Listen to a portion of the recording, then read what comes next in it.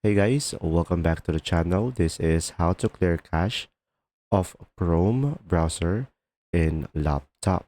So first thing what you will do is open up your Chrome, and after that just simply go to the three dots on the top right corner of the screen, and now just simply go to the settings over here. And now once you are on the settings, go to the left side over here, privacy and security. And now you should be able to see here delete browsing data. Now from here guys, you could just simply select the time range. So pretty much if you want to clearly clear the data and the cache, you could just simply select all time and make sure to select all of this, and just simply select delete data in order for you to proceed and in order for you to delete the cache on your Chrome browser.